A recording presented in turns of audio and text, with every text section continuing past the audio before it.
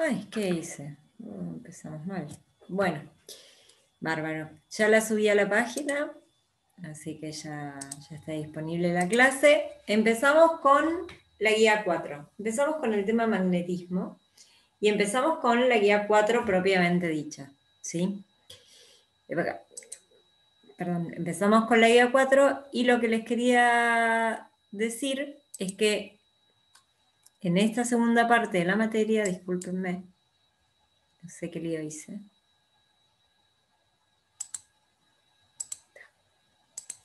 En esta segunda parte de la materia, lo que vamos a ver es la guía 4, la guía 5 y la guía 6. La guía 4 trata de magnetismo puramente dicho, propiamente dicho. La guía 5 relaciona los campos eléctricos con los magnéticos a través de la inducción magnética. Y la guía 6 trata el tema de corriente alterna. Bueno, o corrientes variables en el tiempo, en realidad. Bueno, que hasta ahora nosotros veíamos las cargas, como yo siempre les decía, las cargas están como pinchadas en algún lugar, y a lo sumo empezamos a ver que las cargas se iban a mover en los circuitos. Pero que ese movimiento no era cualquier movimiento, sino que era un movimiento continuo, eso lo recontra hablaron con Pablo recién. Y que ese movimiento continuo, en principio no analizábamos si generaban otro campo o si pasaba otra cosa. Ahora vamos a hablar por qué.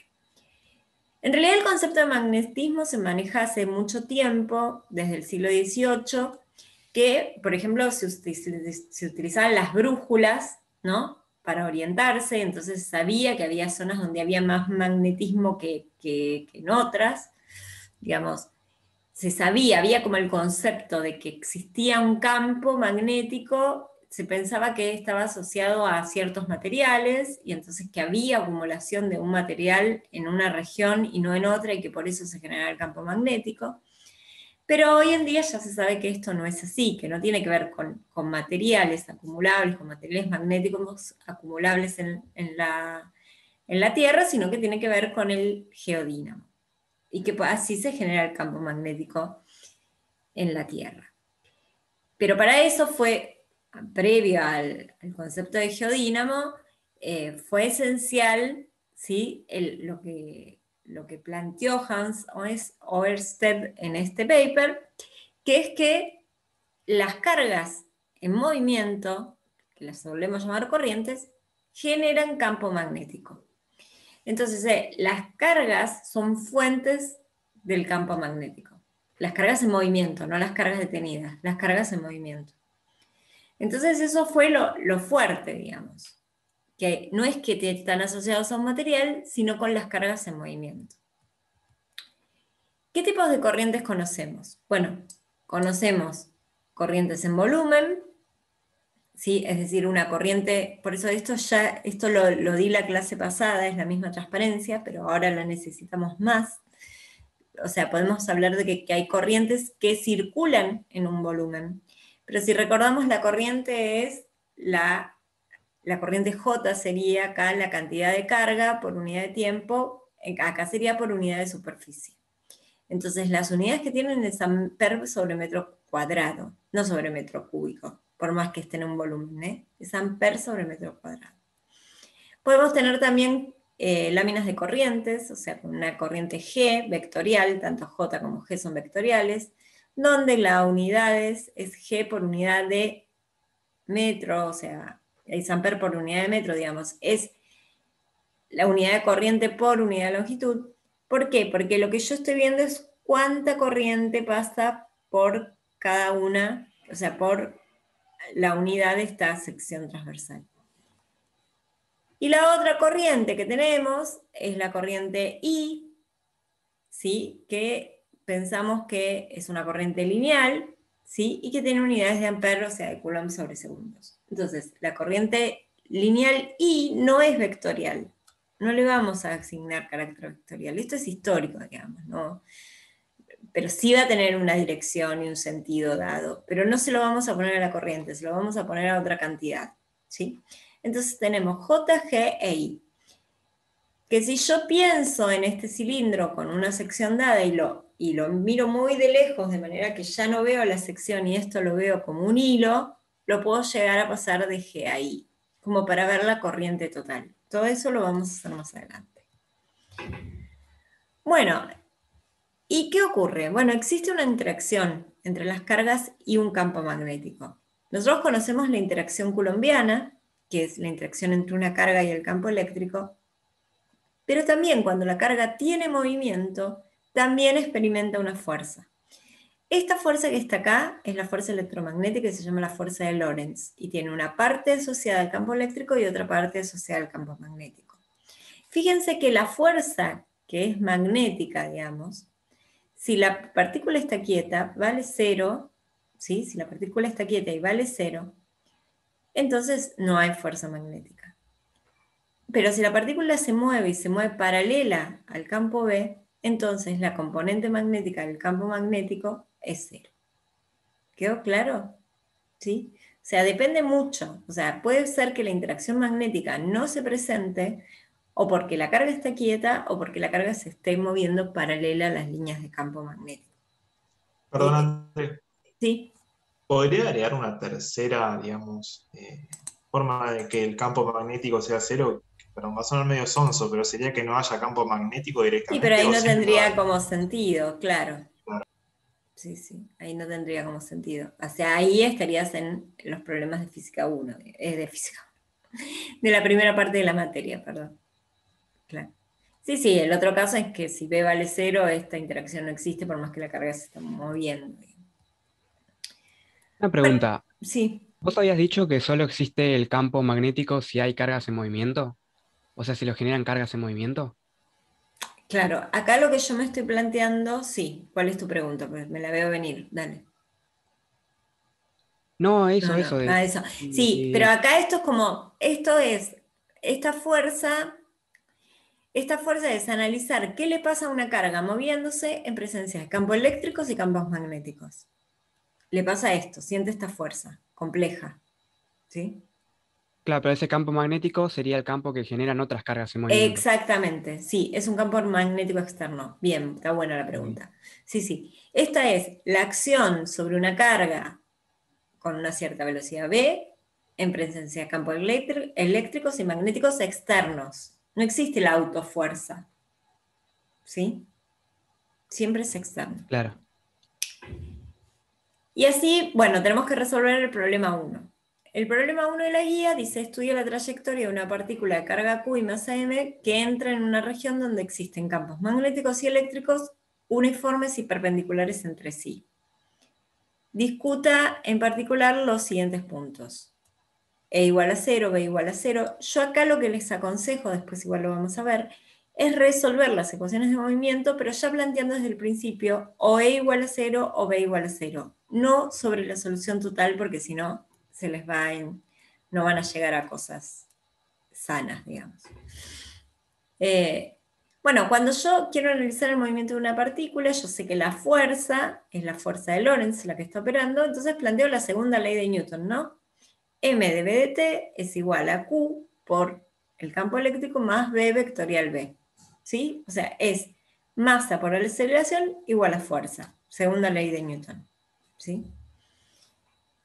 Donde B es de RT también. Lo que me da de dato el problema es que los campos son uniformes, buenísimo, mucho más simple todo, son constantes, y que son perpendiculares entre sí. Entonces, en principio, pienso que B0 está en esta dirección y que E0 es perpendicular en esta dirección. Para poner un sistema de coordenadas, pienso que E es E0 en la dirección X y que B es B0 en la dirección Y. Pero que la posición es esta, ¿no? La posición genérica de la partícula es X en X más Y en Y más Z en Z versor. Entonces, lo que tengo que hacer es, con esta ecuación de Newton, ¿sí?, resolverla en las tres coordenadas y así sacar la trayectoria, porque yo finalmente lo que quiero es R de t. Bueno, B es X punto en X versor más Y punto en Y versor más Z punto en Z versor. La fuerza es Q por E0 en X versor más la velocidad, que es x punto en x versor, más y punto en y versor, más z punto en z versor, vectorial b0 en y versor.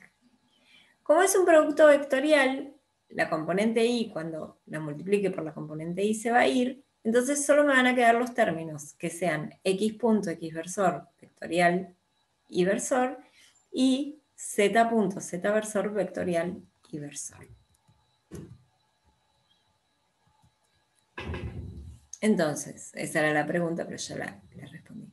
Entonces, igualemos a componente. A ver, la componente x es Q0 por Q por E0, sobrevive, entra en la componente x, más x versor por y versor me da el z versor, así que no contribuye acá. Z versor por y versor me da menos x versor, o sea que sí contribuye a esta, z punto por B0 por Q. Como z versor por y versor es menos x versor, aparece con un menos.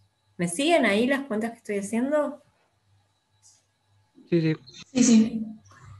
Finalmente, bueno, luego, en la segunda componente, m y 2 puntos, es masa por aceleración en la coordenada y, es igual a la componente x, que no aparece, la componente, perdón, a todo lo que tenga componente y. No hay fuerza eléctrica en la dirección y cuando hago acá, como el campo está en y, cuando hago y por y da 0, x por y da z y z por y da menos x. Así que no hay ninguna componente en y.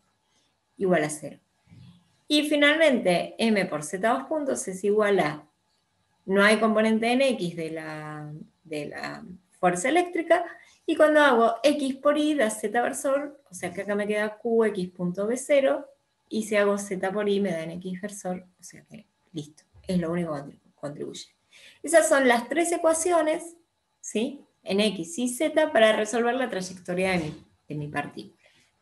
Bueno, como verán, acá tengo x2 puntos mezclado con z2 puntos, están acopladas. Y 2 puntos lo puedo resolver sin problema, y acá z2 puntos acoplada con x punto. Entonces, esta la puedo resolver,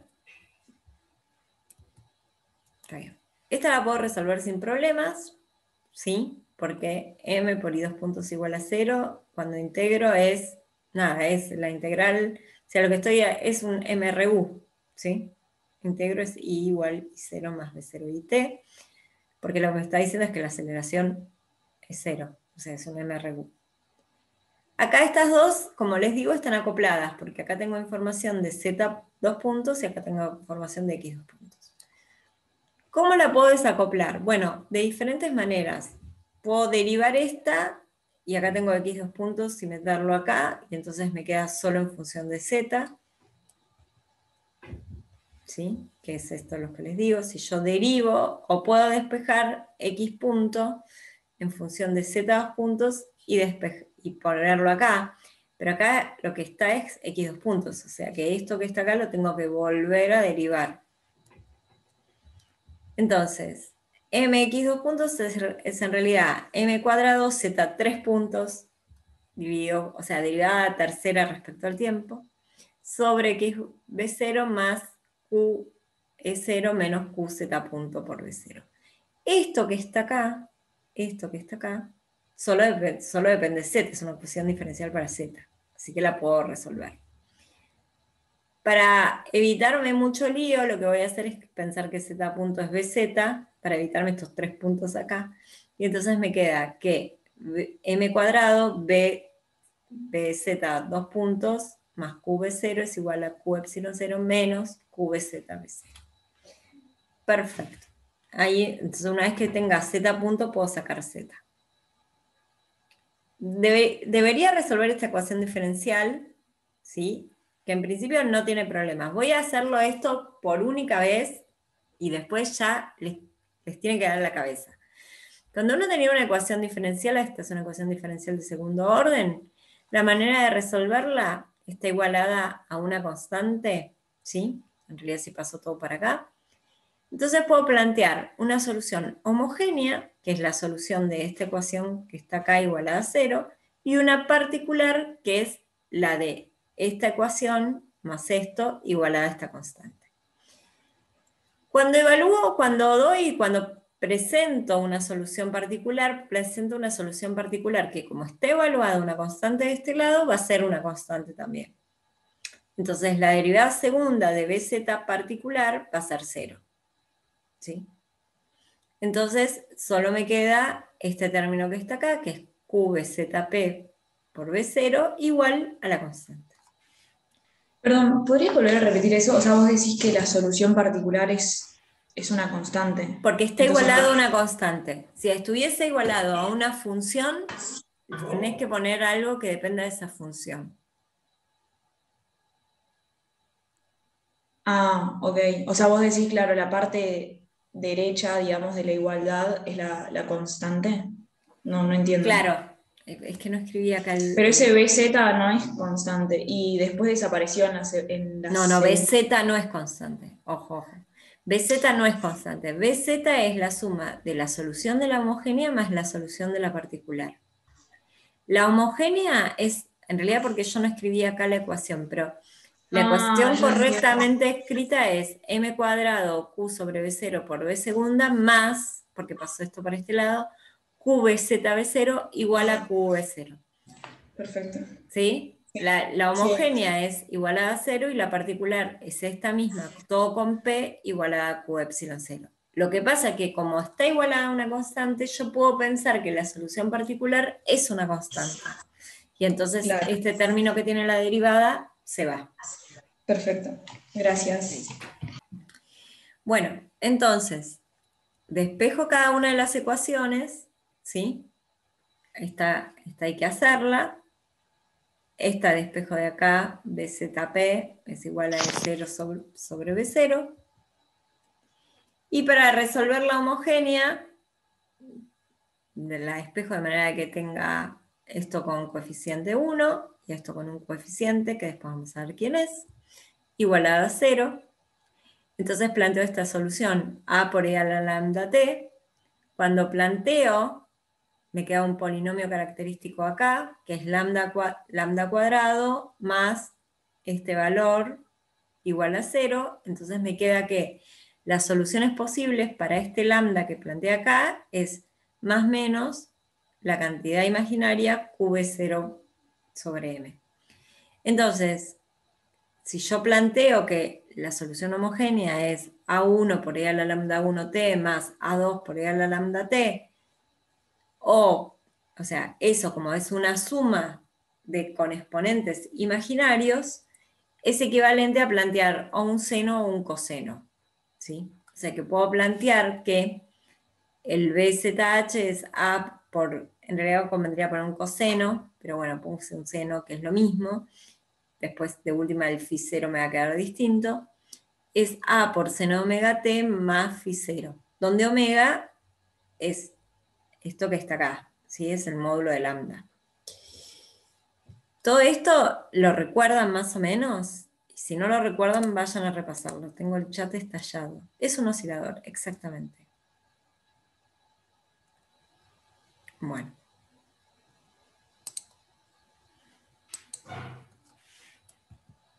Entonces, el BZ es la solución del homogéneo, que es A seno de omega t más phi 0, y la particular.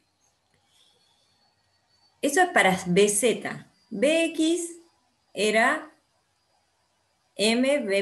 b.z sobre qb0. Eso porque salía que habíamos sacado en algún momento esta relación, ¿no? Que x punto era m z2 puntos por qb0. Eso es lo mismo que decir que bx es m b.z sobre qb0.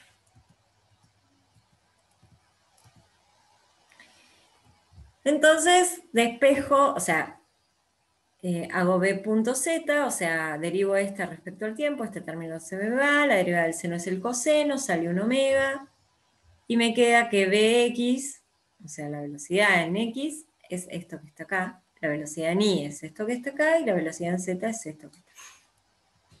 Perfecto. Todo esto es z punto, x punto, y punto. Si yo quiero sacar x de t, y de t, y z de t, tengo que integrar estas ecuaciones. y me da esto que está acá. Z de t me da esto, X de t me da esto y Y de t me da esto. Tanto Φ0 como A, como Z0, como X0, como Y0, depende de las condiciones iniciales, que me lo tiene que dar el problema, ¿sí? Pero ¿qué vemos? Vemos que en Y es una recta, ¿no? Pero en el plano XZ, si ven, esto que está acá, si bien avanza con una velocidad, porque, a ver, si uno ve BZ, BZ es una velocidad armónica, ¿sí? Y una constante, una velocidad constante. Es como la superposición de dos movimientos, ¿no? Como algo armónico más algo que sube, ¿no? Como algo armónico montada en una constante, en realidad. Bueno, sí, así. Pero si yo veo el Z de t, no sé para qué estoy haciendo esto, si después lo voy a graficar bien, es que yo tengo una armónica subida en algo que crece linealmente con el tiempo. Entonces Z de t sería como una armónica subida en algo que depende del tiempo. X de t es una armónica hecha y derecha con una amplitud diferente que la de Z de t, y Y de t es una recta. Entonces, vayamos a graficar. Si yo estoy en el plano XZ, lo que voy a ver es que el gráfico, o sea, si yo hago Z, o sea, lo que hago es esto, ¿no? Es hacer Z en función de X, de alguna manera. Lo que yo veo es que la partícula en el plano XZ, ¿sí? Avanza así. Es como que como que aplasto el eje Y, como que aplasto este eje Y y estoy viendo solo este plano. Si lo veo en el plano IX, es como que veo el movimiento de la partícula solo en este plano.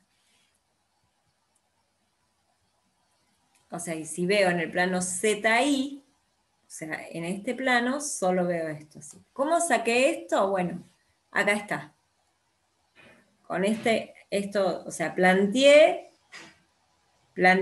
o sea, hice un diagrama en 3D y después vi los casos particulares. Lo que hago es plantear un parámetro. Sí, primero planteo todos los parámetros del problema, ¿no? Como las constantes del problema. Que no hice como Facu, que Facu adimensionaliza. Yo los tiré así nomás. Pero pueden jugar con estos parámetros o adimensionalizar. Tiro un parámetro que es el tiempo, que sí lo tiro como algo que va de 0 a 100.000, uniformemente distribuido, y planteo la solución para X, la solución para Y, la solución para Z. Tanto Z0 como X0 como Y0 los puse igual a 0.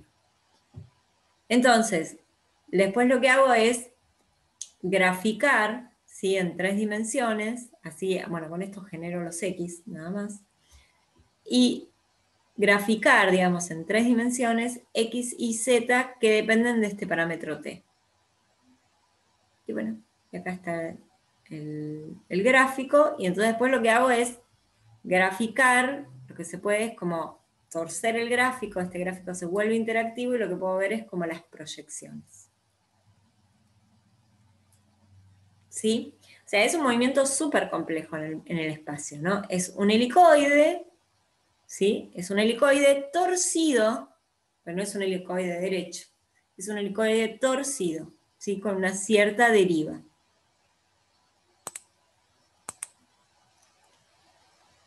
A priori, entonces, ¿de dónde viene esto? De ver que tanto en X como en Z es un movimiento armónico, de ahí viene esa elipse, ¿no? Porque esto y esto forman una elipse, ¿sí? Una elipse con una deriva vertical en Z, ¿sí? Pero que además está inclinado, porque también tiene una deriva en Y. Tiene tanto una deriva en Z como una deriva en Y. Eso por el campo eléctrico.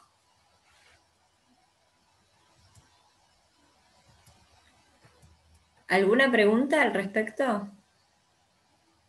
Eso es lo más complejo como de resolver para una parte. No, lo más complejo, porque más complejo sería que los campos no fuesen uniformes y no fuesen perpendiculares. Nada, bueno.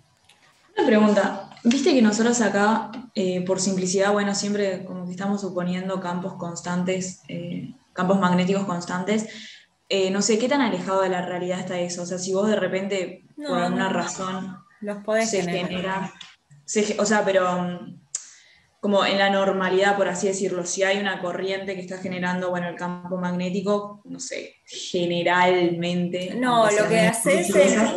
en general es, por ejemplo, vos tenés algo que vamos a ver más adelante, algo fácil una manera fácil de generar un campo magnético es con solenoides. Solenoides son enrollamientos. Cuando los solenoides son infinitos, el campo que se genera adentro es uniforme, es algo que van a ver en un par de clases. Entonces vos lo que haces es un solenoide largo y te quedás como en un sector chiquito, ¿entendés? Es como... ¿Entendés lo que digo? Agarrás Sí, y sí, sí, te quedas con un... suponete que esto fuese un solenoide y te quedás acá. Entonces Claro, vos sabés que si te quedás acá adentro y muy cerca del centro, lo que vas a saber es que ahí adentro la variación va a ser muy pequeña. Y entonces podés asumir un campo magnético uniforme. claro. No es algo muy descabellado, digamos No, que... no. Lo mismo con Claro, placas entre planos, también el campo que se genera es uniforme. Entonces, perfecto. bueno, campo eléctrico uniforme entre placas. Pero lo mismo, Sí, vos sabés que hay efectos de borde. Bueno, ponés lo que vos querés estudiar no muy cerca de las placas, de manera que no se vean los bordes, ni muy cerca de los extremos. ¿Sí? perfecto. Gracias, profe. Eh, ¿Qué venía esto? Bueno, después el problema, antes en realidad me dice el problema. Bueno, ¿qué pasa para E igual 0? ¿Qué pasa para B igual 0? Bueno, para E igual 0 ya la conocimos. Para B igual 0 ya la conocimos. La estudiamos 3 guías antes, más o menos. Para E igual 0, lo que yo les recomiendo, está bueno, porque está bueno ver el problema que pasa cuando apago el campo eléctrico, es directamente en esta ecuación. Tengo que hablar más lento porque empiezo a tirar la boca. En esta ecuación, para I igual 0, lo que hago es directamente sacar esto. Y entonces planteo la fuerza de Lorentz, que es solo la parte magnética. Entonces planteo de la misma manera, x punto, x versor más y punto y versor más z punto, z versor, vectorial, el campo magnético. Y de la misma manera que hicimos recién, planteamos la ecuación en x, en y y en z, la segunda ley de Newton, ¿no? O sea, lo mismo que hacíamos en F1, pero solo que ahora la fuerza es una fuerza magnética, no es una fuerza mecánica. Entonces, bueno, resolvemos de la misma manera que hicimos recién.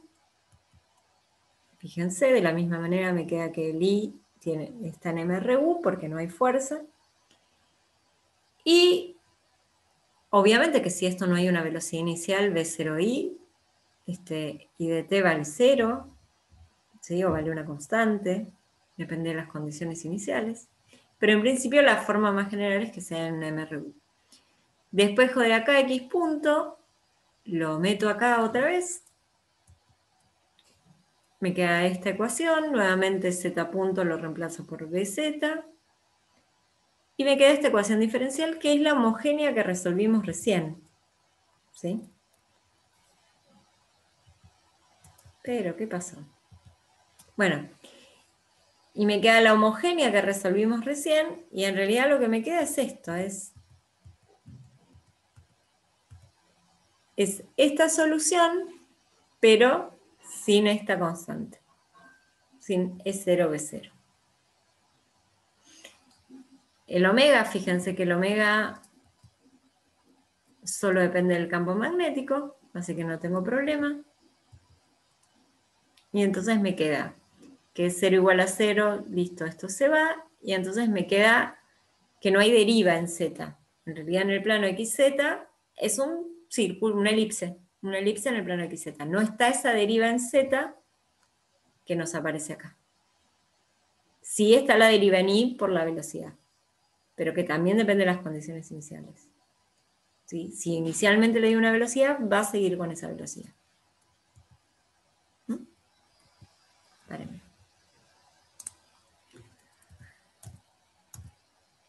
Ese es el que me pide que Eva el gasero. El que me pide, no sé por qué lo puse acá.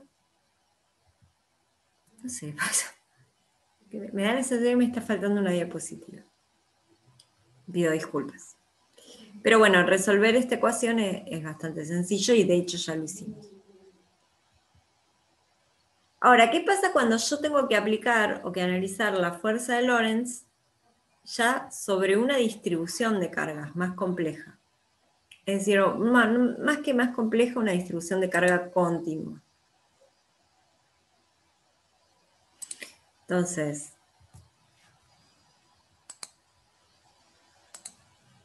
si yo tengo que ver cómo es la fuerza sobre una distribución de de corriente, perdón, me lo voy a decir todo el tiempo, de corriente continua, lo que voy a hacer es integrar sobre todo el circuito, ¿sí?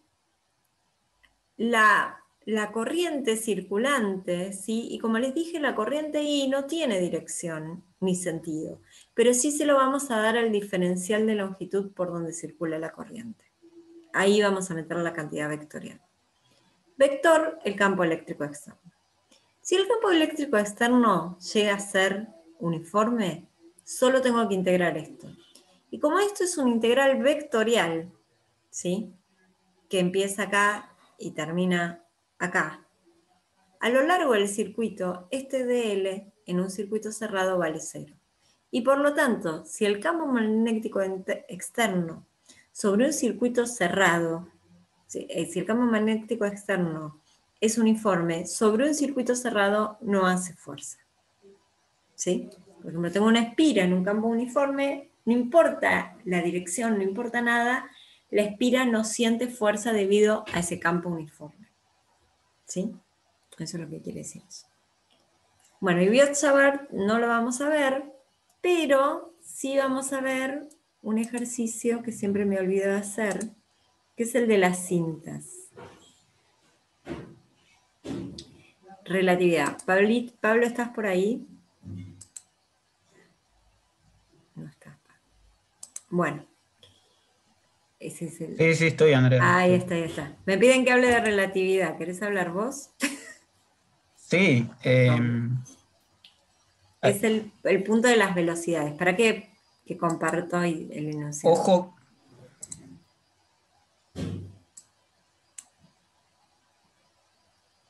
Ahí está. Sí.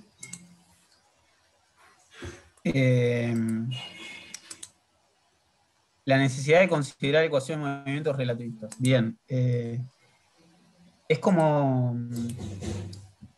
una cosa nueva por ahí para ustedes. No sé si es spoiler o no. Pero por ahí lo vieron en F1, que lo que estaba mal no era el electromagnetismo, sino la mecánica.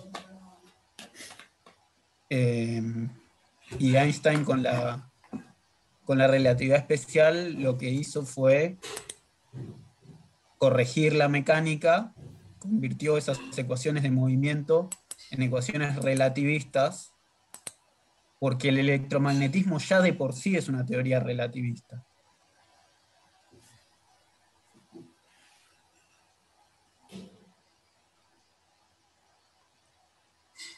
No, es que dinámica no podés ver sin ver relatividad general. No podés ver dinámica relativista sin ver relatividad general.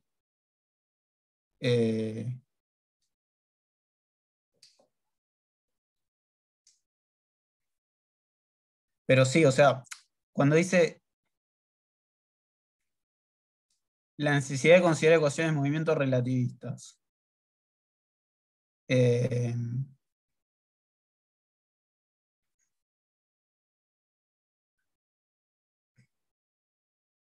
no sé a qué apunta la pregunta.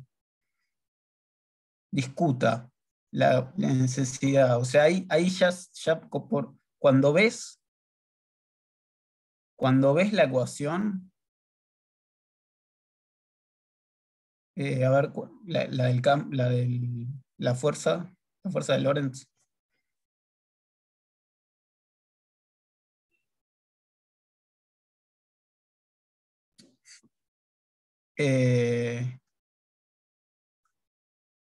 por ahí le podés agregar un B dividido C, tal vez, que es lo que se suele usar. Sí, te va a pasar esto, que los campos eléctricos y magnéticos transforman como Lorentz. O sea, las ecuaciones de Maxwell son invariantes ante transformaciones de Lorentz. Porque el magnetismo ya es relativista, no hay que hacerlo relativista. O sea, justamente eso es lo que hizo Einstein, es convertir la mecánica en algo compatible con el electromagnetismo. ¿Querés ver la solución o ahí estás con esto? Yo creo que tiene que ver con eso, ¿no? Que si la velocidad es muy alta, o sea, comparable con la velocidad de la luz, ¿no? Ahí habría que transformar los campos. Es eso, lo que vos acabas de decir. Claro. Es esa la Te va a quedar un C dividiendo en algún lugar.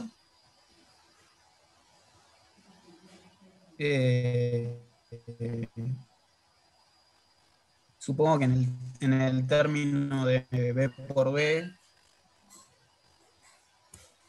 Acá. Claro. Perdón, yo creo que lo único que cambia es que en vez de ser la derivada de m por b, es la derivada de p, donde p es el momento relativista que tiene el gamma metido adentro, ¿no? Pero la fuerza de Lorentz tengo entendido que no cambia, es siempre así, de hecho Pasa con que el B. no sé si vieron cuadrimomento ellos. No creo, pero capaz la definición de P como M por gamma por B, el gamma es ese factor de 1 sobre la raíz. Claro, ¿ves? En F1 capaz vieron P y saben que la ecuación de Newton cambia así, o sea, en vez de ser D, o sea, M por dB a dt es dP a dt, donde P es este momento que ya no es más M por B, sino que también tiene este factor gamma, este factor de contracción relativista, no sé cómo. Pero también los campos E no cambian. O sea, Me B, parece que... pero B sí cambia.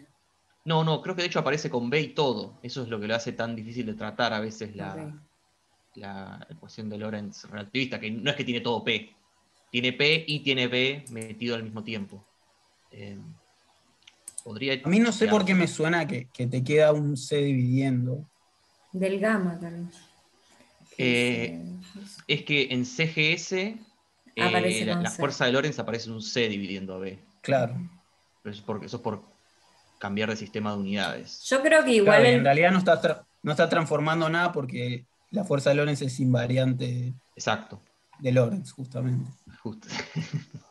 Sí. Lo que cambia es que ese M por B se transforma en un P, que es el momento. Perfecto. Y ahí tienes una ecuación que es muy difícil porque ese P no es lineal en B. Tiene ese factor gamma que también depende de B, entonces esa derivada no es B punto. Es una combinación de cosas y suerte. Sí, bueno, gracias. Entonces, cuando acá, como dice Facu, aparece este factor gamma, como este factor gamma, ayúdenme, ¿era 1 sobre así o es? 1 sobre raíz de 1 menos B sobre C al cuadrado, sí. Claro. Cuando yo estoy con velocidades realmente muy chicas respecto a C, esto tiende a 0, entonces este gamma tiende a 1 y estoy en una situación no relativista. Lo que pide el problema es qué ocurre si B si B es del orden de C, entonces en ese caso, como dice Facu, cambia la ecuación de Newton, o sea, esta parte de la ecuación de Newton, no la fuerza de Lorentz, y entonces, bueno, es mucho más compleja, es no lineal, digamos, en B. Eso es lo que hay que discutir nada más. Una pregunta que, no sé, bastante ignorante, pero no sé bien. A priori, los electrones no tienen por qué viajar con una velocidad cercana a la de la luz o la misma velocidad de la luz. No, para nada. Para nada. No, sí, claro. Es bastante más baja la velocidad.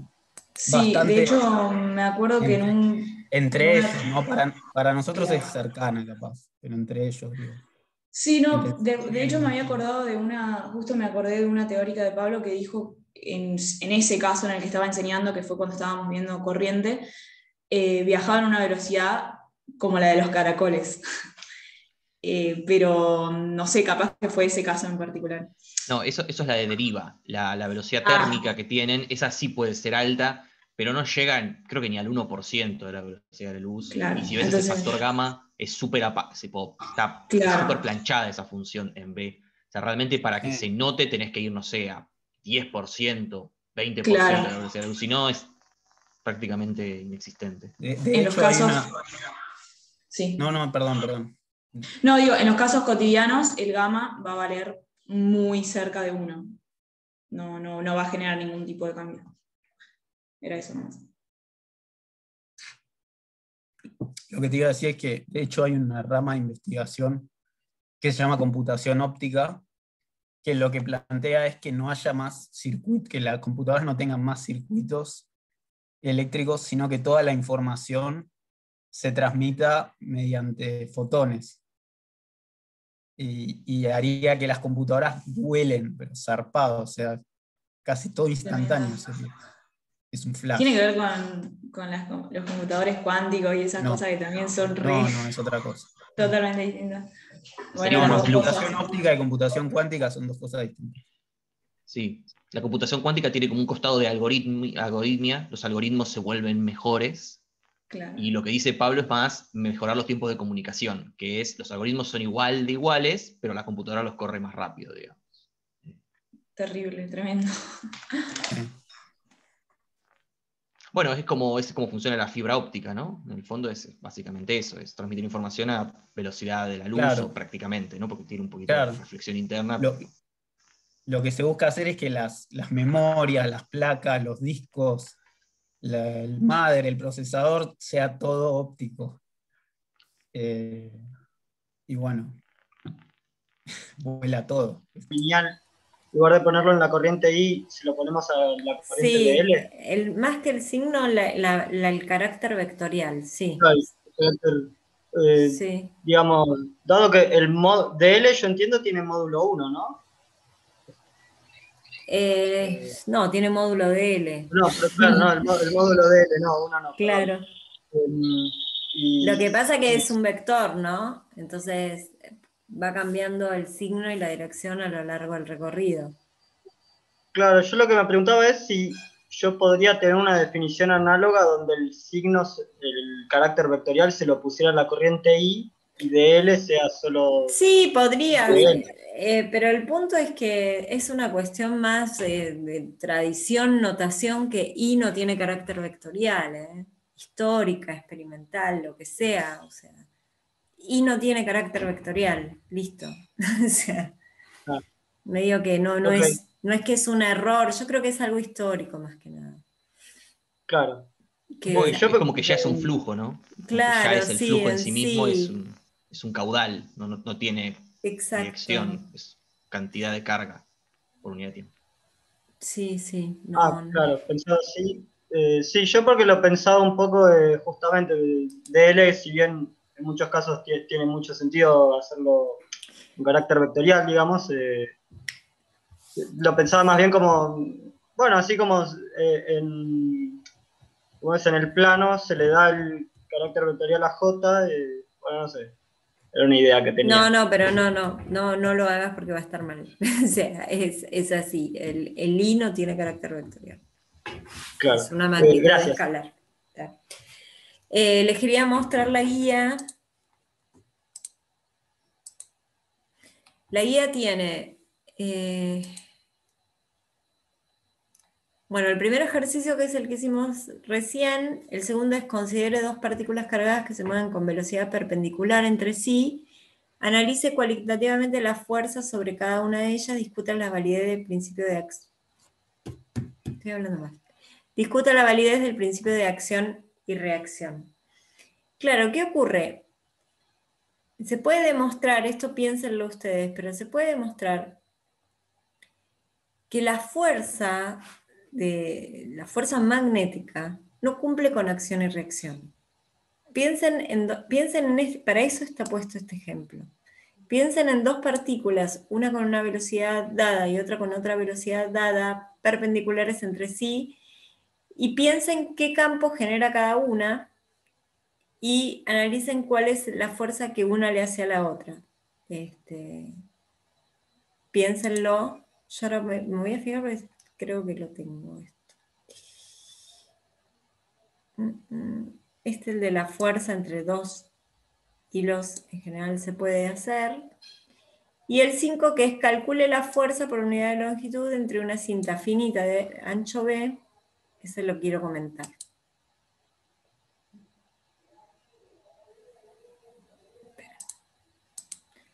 Me da como la sensación que...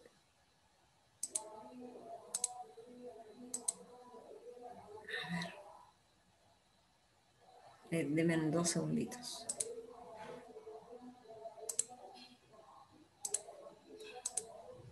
Es así. El problema que es, yo tengo que pensar que tengo una cinta, ¿sí?, por la que circula una corriente G.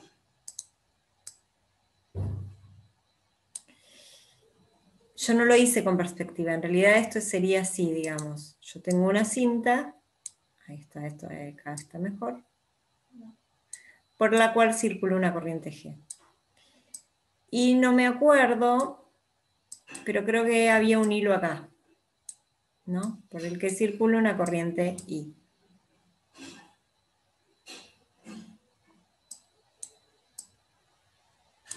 A una distancia B. Bueno, ¿por qué no explico este problema ahora? Porque en general, cuando sepamos el campo del hilo, ¿sí?, y esto está como justo pasa por el medio de la cinta. Cuando sepamos el campo del hilo, esta va a ser mucho más fácil de hacer. Y además porque la verdad que necesitaría ser de Savart para poder hacerlo. Así que, si bien esto no implica calcular un campo magnético, pero sí, si bien habla de fuerza, digamos, no habla de la fuerza de Lorentz de cargas puntuales. ¿Sí? Entonces necesitan conocer el campo G. Y hasta incluso yo les diría que lo hagan después de hacer Ampère, donde ya pueden incluso conocer el campo del hilo I. ¿Sí? Por eso es que muchos problemas los dejamos para más adelante, ¿sí? Así, les digo más que nada para que no se quemen el bocho, tratando de entender un problema que todavía no tienen las herramientas. Así que, para esta clase tienen las herramientas para hacer el 1, el 2, el 3 contra la furia, pero ya el 4 no. Porque ya tienen que usar el campo de los hilos. Así que 1, 2 y 3. Quedamos como medio acotados. ¿Sí? Ok. Bueno, dejo de grabar porque la verdad